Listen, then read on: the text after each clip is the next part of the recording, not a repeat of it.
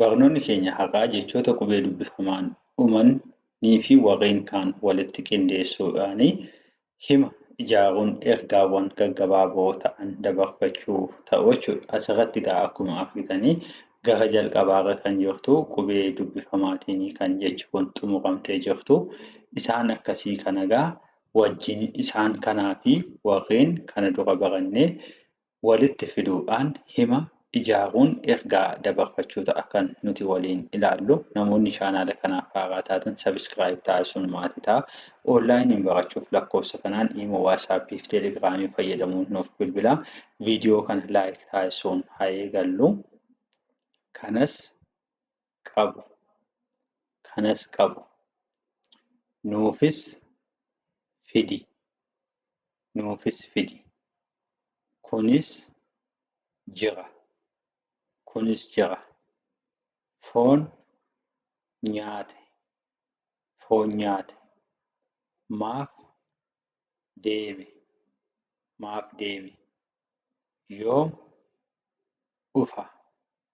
Yoom dhufa. Bishaan dhuge. Afaan qabate. Hagam gahe. Lafas biti. Achiis deemi. Nama reeban. Ol jedhi.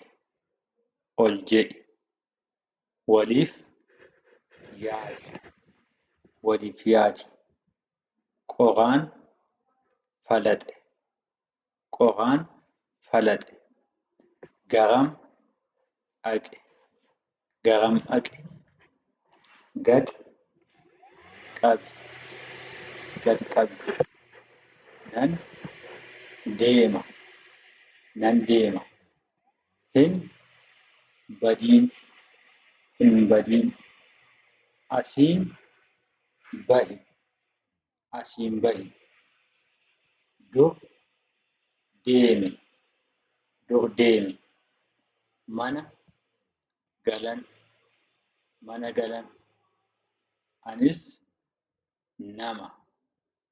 Anis nama.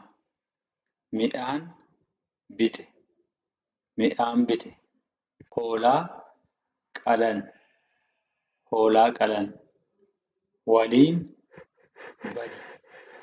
Waliin badi. Maaliif ture. Akkam jirtan. Loon eega.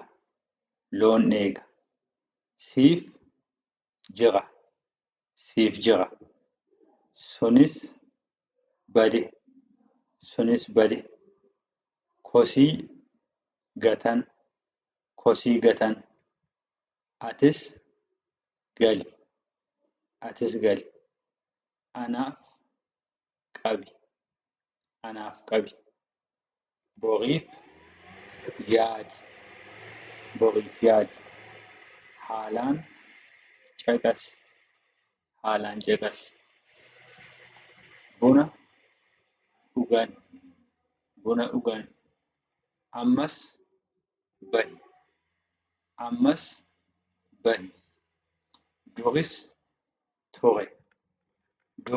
ture.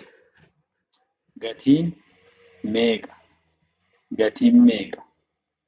Waliin jiru. Nutis jirra. Kun maali. Garas jira. Kunis dhufe. Isaaf kenni. Isaaniifis waami. Karaan cufaadha.